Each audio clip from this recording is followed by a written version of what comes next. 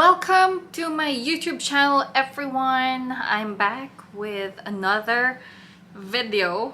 This is the part 2 of schools that are waiving the IELTS requirements for Filipinos. So I'm back once again, your favorite education counselor. Yes, I've claimed that and I've declared that I'm everyone's favorite. Charot lang, wag niyong seryosohin, ha?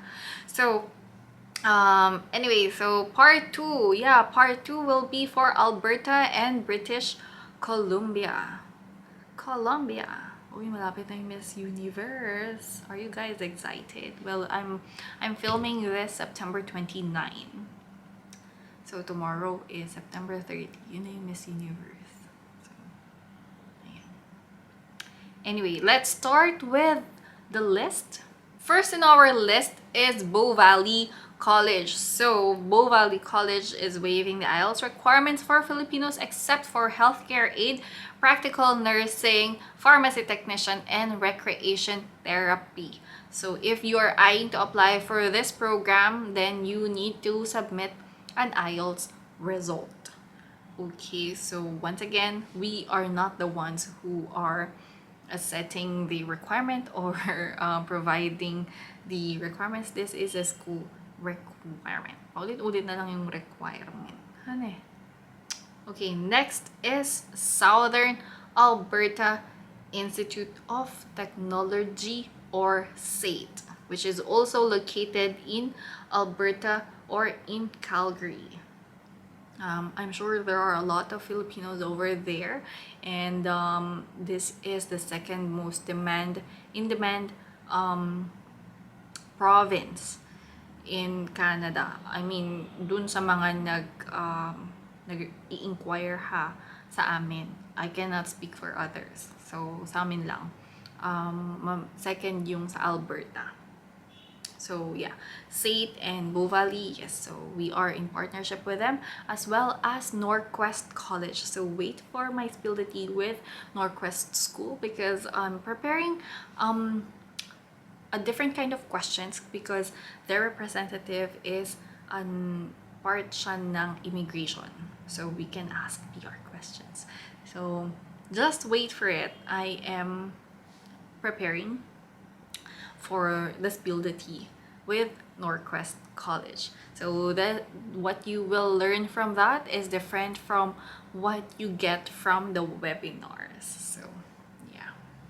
Okay, so Norquest College is also waiving IELTS requirements for Filipinos except once again for pharmacy technician and practical nursing. Kaya alam niyo na, paulit-ulit na lang ako para na lang akong sirang plaka. So, Norquest College is located on the other side, which is in Edmonton. So, sila lang yung school doon sa Edmonton that we are in partnership with.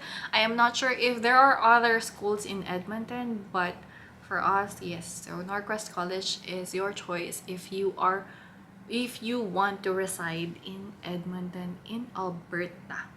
And last but not the least is Red Deer College, which is located in Red Deer, Alberta. O, diba? So, nag-waive din sila ng IELTS requirements for Filipino students. So, very limited lang yung partner schools in Alberta. So, we only have 4, which is the Bow Valley College, the Southern Alberta Institute of Technology, and Norquest and Red Deer College. If there are other schools, yes, there are other schools, but they are not waiving the IELTS requirements for Filipinos. So, yun lang, ha? And then, now let's move on to British Columbia. For British Columbia, let's start with College of New Caledonia. Now, I am getting a lot of frustrating messages from our students, and marami nang nagsasabi na mabagal daw sa CNC, which I kind of agree. So if you are eyeing to apply at CNC, I suggest that you apply as early as possible so that you still have plenty of time to prepare for your visa application. And hindi tayo magagahol, di ba? Also, there are kind of talks where most likely CNC will start requiring for IELTS results in 2023, year 2023. CNC is one of the most affordable schools in British Columbia. Their median tuition fee for 1 year is around 10,000 to 11,000 Canadian dollars. So, di ba, mura lang siya. So, a lot of students are actually wanting to apply at CNC, and they are eyeing CNC as their school of choice for studying in Canada. So, yes, I suggest that you start preparing for your documents. They require up to high school credentials, and you need not to have 6 failing grades in your college transcripts. So if you do have, then chances are you'll not get an offer letter or letter of acceptance.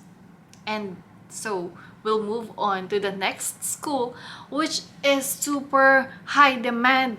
Right now, I have like 20, 30, okay, medyo OA. I think we've reached around 20 applicants or students for this school, which is the University of Victoria Continuing Studies Division.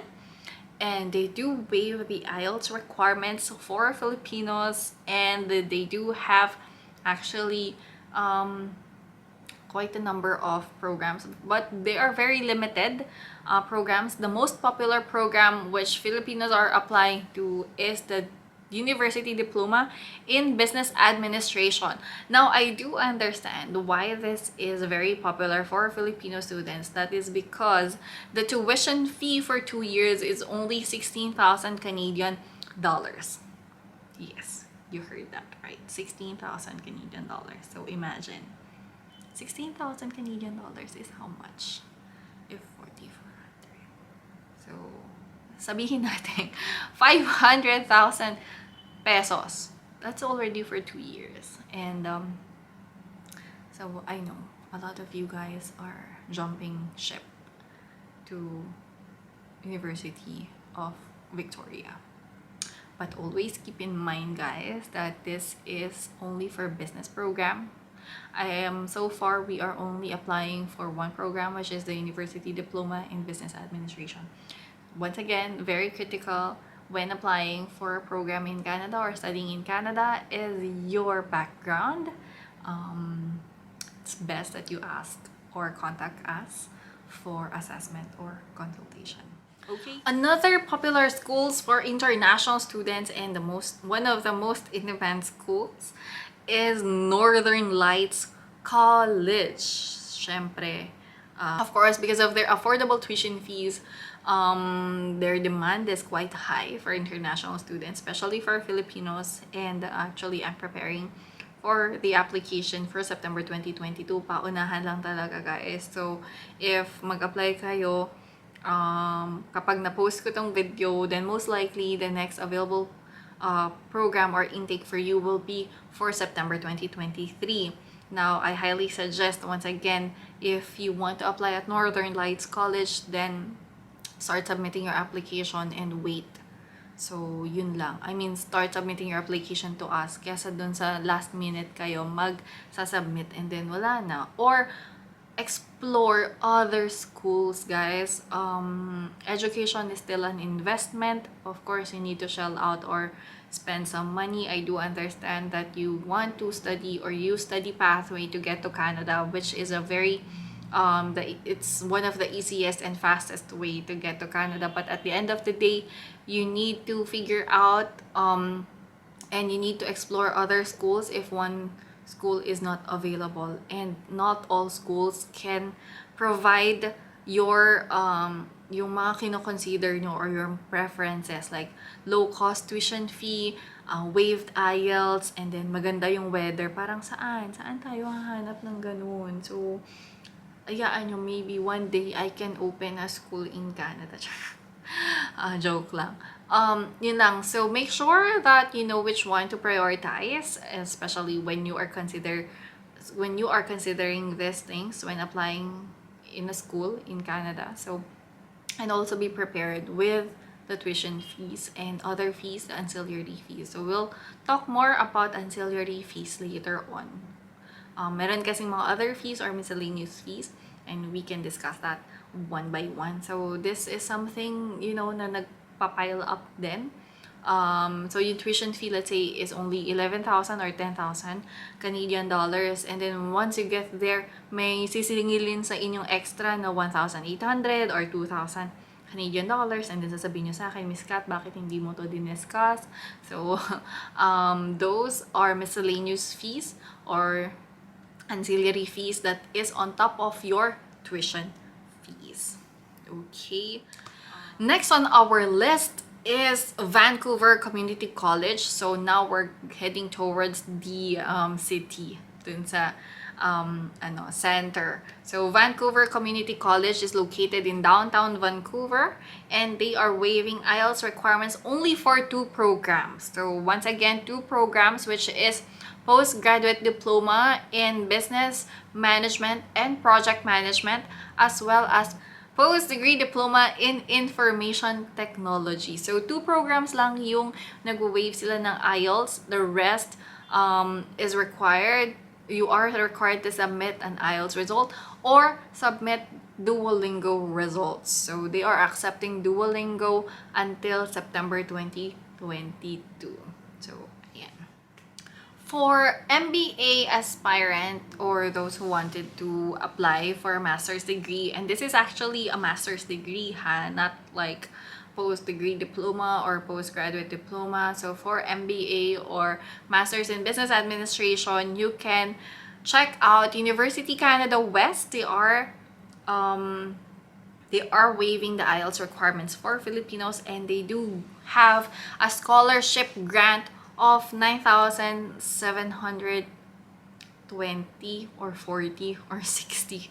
I'm not sure. Hindi ko na maalala. But around 9,700 Canadian dollars. So it's Southeast Asia Regional Grant, and once you apply through Kanata Education, then we can definitely apply for the scholarship grant. So yes, if you are a graduate of business or you are working in a managerial position, then you can always apply for an MBA at University Canada West. Okay, so last but not the least is Stenberg College, which is also located next to Vancouver. So nasa Surrey siya in British Columbia, which is 30 minutes away from Vancouver.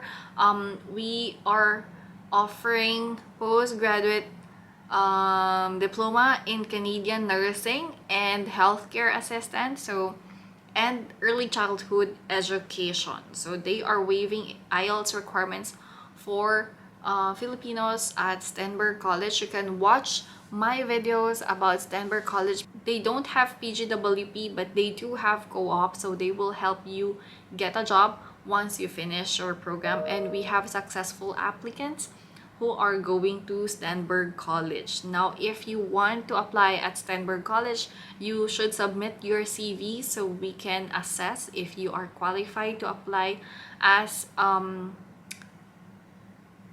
a nurse in Canada or apply for the postgraduate diploma in Canadian nursing. So there you go. Those are the schools who are waiving the IELTS requirements for Filipinos. These schools are located in Alberta and in British Columbia. Gagawa pa ba ako ng for Atlantic? Wag na lang. Joke lang. So, next video I will have is for the Atlantic region and the rest of Canada. So, baka may gusto sa inyo mag-apply in Quebec, although they are mostly a majority is a French-speaking province. So, good luck na lang pagpunta doon, diba? But I heard that Montreal is really nice and it's very countryside and cost of living is very low. But then again, for me, the important factor I'm always considering is that yung madali akong makapag-adjust. And ayoko yung mafe-feel ko yung mali-left out ako. So, I don't know about you, but, you know, I'm not saying you should not apply at Quebec or in Montreal. Go ahead. That's, you know, maganda doon. Maganda daw yung area na yun. But, Yun lang, kasi French-speaking country, medyo intimidating and mahirap mag-apply or mahirap makipag-communicate. May language barrier. So, that's the thing. All right, so that's it for the part 2 of this list of schools that are waiving IELTS requirements for Filipino students. Watch out for my next video for part 3. I'll see you guys next time, and I hope you stay safe and well during this time. Bye!